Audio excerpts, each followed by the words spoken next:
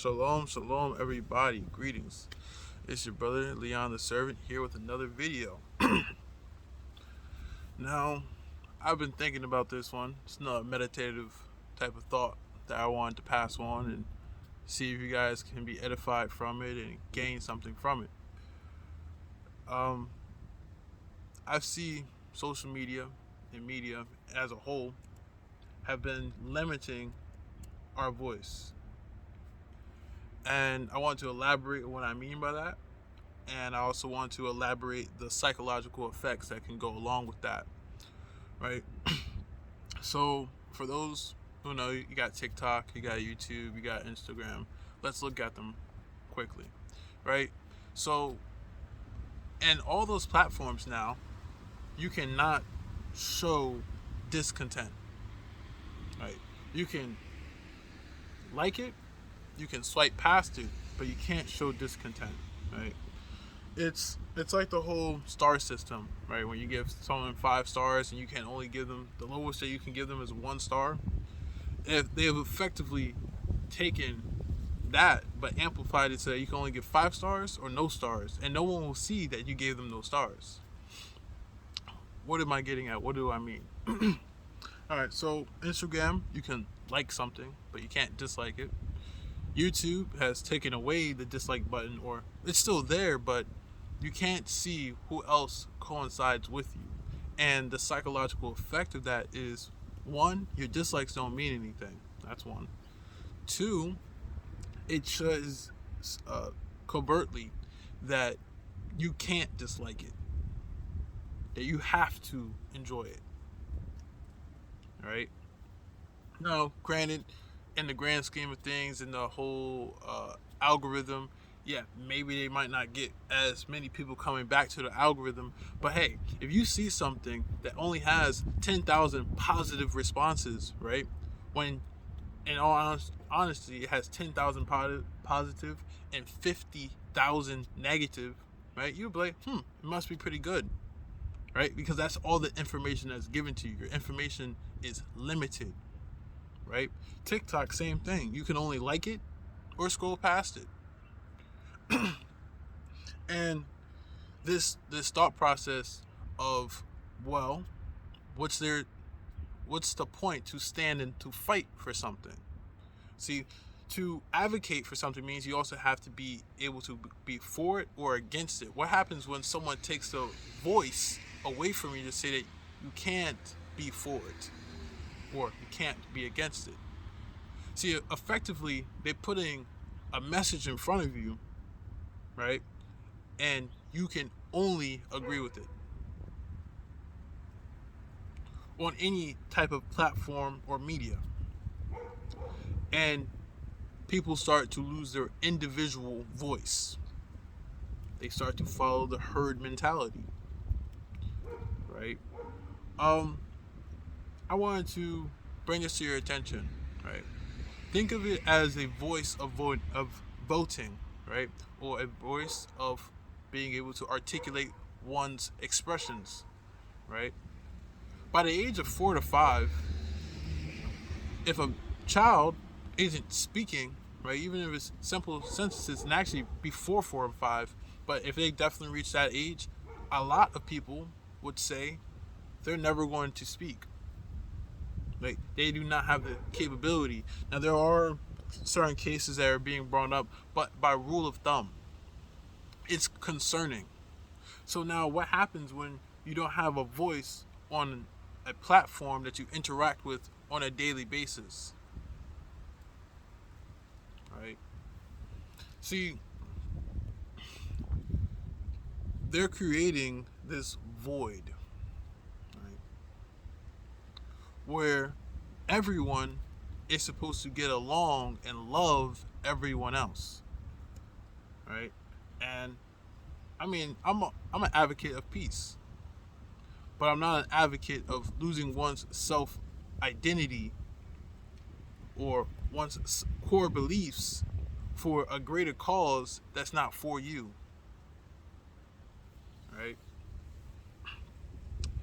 It says in Isaiah 5 and 20, it says this: "Woe unto them that call evil good and good evil, that put darkness for light and light for darkness, that put bitter for sweet and sweet for bitter. See, in these same platforms, right, we can find people doing all different types of acts. We can find people dying online, right? Straight snuff films. We can find women showing themselves scantily clad dressed, right? We can find the most derogatory things in its media under the guise of free speech. But then also, this is the same platform, the same media that can shut down their own president if they decide so. Regardless if you like the person or not, they can quiet you. They can put you in timeout. Right? So where is your real freedom of speech? Your freedom of speech seems to only coincide with whatever their guidelines are.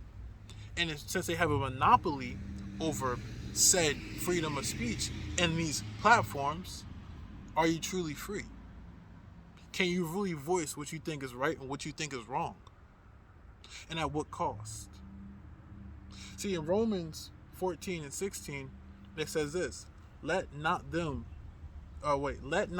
your good be evil spoken of. See, we're held to this charge of discerning, of judging from right and wrong. Then how can we allow platforms to take that away from us? How can we actually fully express outrage? Right? How can we say, well, that's wrong, and don't you see all the people who disagree? How can we join with those people who are not for something? Right? And then let's take it one step further. Why don't we only show you things that you interact with?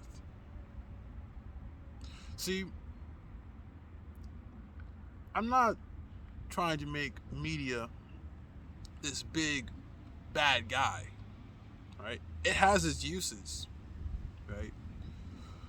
But if you are unaware of how to use it in moderation or how to use it properly, you're opening yourself up for delusion, for falsehoods, right?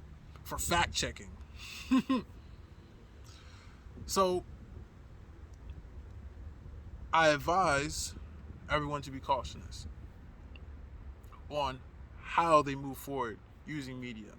Just because you see 1,000 likes, 100 likes, 1,000,000 likes, now you have effectively have been shown only one side of the story.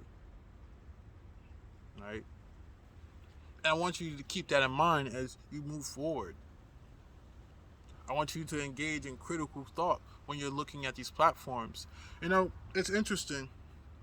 I don't know if you guys heard of them, but these Island Boys, right, came overnight sensation and gone in the wind. What's interesting is that they became prevalent, seemingly to gain a whole bunch of media support. Then they go to a show and then they get kicked off. They get booed off stage. Which, if there was that many people who really rocked with them as heavily as they said in the media, right, that could not have happened. That could not have happened. And I'm not saying that I'm for them or against them, but it's a great example. It's a great example of showing you how media support now seems to have been diluted. Right? And I'm not saying that there aren't some people that didn't really rock with those people or stand for whatever they support on the media. Right? But now I'm saying that for the average viewer, right, it is hard to discern where others stand, which is good and bad. See, the lack of different perspectives, you cannot always make an informed decision, right? Comments always being blocked. Now, don't get me wrong. Some things shouldn't be in comment sections. But there's a time and a place for all these things. And it seems that media don't want a place of discontent. They don't want people who disagree. They want everyone to say yes. and to be sheeps to the slaughter. Right? Now, the slaughterhouse could be all beautiful on the outside, but gruesome on the inside. Right? You attract more flies with what? Honey than vinegar, so they say. It's just something to think about. It is something to ponder. That you are slowly but surely, if not already, is losing the right for your opinion, losing the right to have your own convictions. And the funny thing about rights is that when they're violated, people take them into their own hands. For instance, in UK, if I'm correct, they're not allowed to have firearms, but there are still plenty of stabbings that happen all the time. Am I saying it's the right to kill somebody? No. But am I saying it's the right to defend yourself? Yes. So if you take a right in one place, it's just going to find itself in another place. Right? And with that being said, it will be very very interesting to see how people move forward with voicing their discontent with things in the future. We've already went to riots. So what will be the next step? I mean, we already have people leaving jobs, right? Because of a right being violated. So what will be the next step? Some people will lose their voice and be suffocated, and others will stand. I just thought it was very interesting that you can see this system starting to slowly encapsulate a yes man society. Yeah, that sounds pretty good society. Without any critical thought, without any challenges. You know, debates at one point in time used to be productive. The audience used to see two sides of a perspective and allow the audience to make an informed decision at the end. But now, it seems that a debate is simply an argument for entertainment. And it's interesting because it's seeming that some people want to be entertained and others want to be informed, and the line is being drawn. So, will you be voiceless? Will you act and stand for what you believe?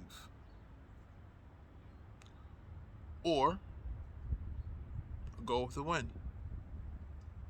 Go with the flow, as they say. I personally will stand with the Most High. I personally will speak out against those things that are evil and will not let the things that I know to be good to be spoken evil of.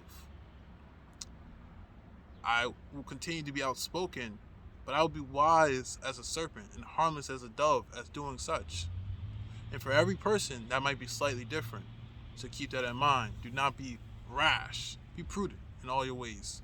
With that being said, shalom and peace. Hopefully that provoked thought and caused inspiration and action.